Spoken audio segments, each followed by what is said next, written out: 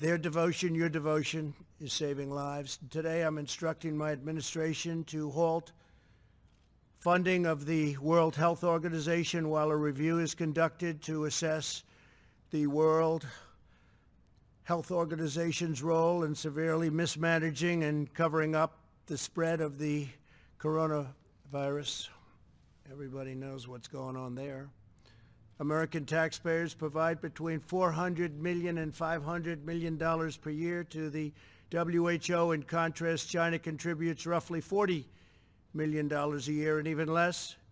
As the organization's leading sponsor, the United States has a duty to insist on full accountability. One of the most dangerous and costly decisions from the WHO was its disastrous decision to oppose travel restrictions from China and other nations. They were very much opposed to what we did. Fortunately, I was not convinced and suspended travel from China, saving untold numbers of lives. Thousands and thousands of people would have died.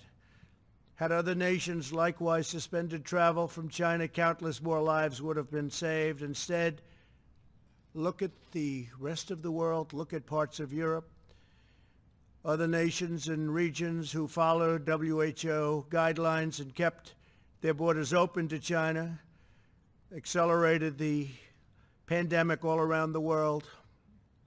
Many countries said, we're going to listen to the WHO, and they have problems the likes of which they cannot believe. Nobody can believe. The decision of other major countries to keep travel open was one of the great tragedies and missed opportunities from the early days. The WHO's attack on travel restrictions put political correctness above life-saving measures. Travel bans work for the same reason that quarantines work. Pandemics depend on human-to-human transmission. Border control is fundamental to virus control. Since its establishment in 1948, the American people have generously supported the World Health Organization to provide better health outcomes for the world and, most importantly, to help prevent global health crises. With the outbreak of the COVID-19 pandemic, we have deep concerns whether America's generosity has been put to the best use possible. The reality is that the WHO failed to adequately obtain, vet, and share information in a timely and transparent fashion. The world depends on the WHO to work with countries to ensure that accurate information about international health threats is shared in a timely manner.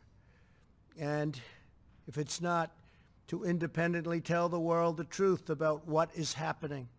The WHO failed in this basic duty and must be held accountable. It's time after all of these decades.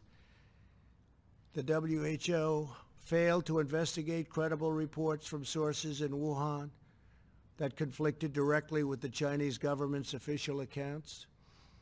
There was credible information to suspect human-to-human transmission in December 2019, which should have spurred the WHO to investigate and investigate immediately. Through the middle of January, it parroted and publicly endorsed the idea that there was not human-to-human transmission happening, despite reports and clear evidence to the contrary. The delays the WHO experienced in declaring a public health emergency cost valuable time, tremendous amounts of time. More time was lost in the delay it took to get a team of international experts in to examine the outbreak, which we wanted to do, which they should have done. The inability of the WHO to obtain virus samples to this date has deprived the scientific community of essential data. New data that emerges across the world on a daily basis points to the unreliability of the initial reports, and the world received all sorts of false information about transmission and mortality. The silence of the WHO on the disappearance of scientific researchers and doctors, and on new restrictions on the sharing of research into the origins of COVID-19 in the country of origin is deeply concerning, especially when we put up by far the largest amount of money. Not even close. Had the WHO done its job to get medical experts into China to objectively assess the situation on the ground and to call out China's lack of transparency, the outbreak could have been contained at its source with very little death, and certainly very little death by comparison. This would have saved thousands of lives and avoided worldwide economic damage. Instead, the WHO willingly took China's assurances to face value, and they took it just at face value, and defended the actions of the Chinese government, even praising China for its so-called transparency. I don't think so. The WHO pushed China's misinformation about the virus, saying it was not communicable and there was no need for travel bans. They told us when we put on our travel ban, a very strong travel ban, there was no need to do it, don't do it. They actually fought us. The WHO's reliance on China's disclosures likely caused a 20-fold increase in cases worldwide, and it may be much more than that.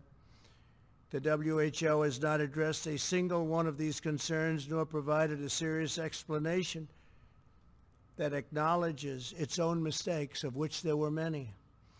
America and the world have chosen to rely on the WHO for accurate, timely, and independent information to make important public health recommendations and decisions. If we cannot trust that, this is what we will receive from the WHO.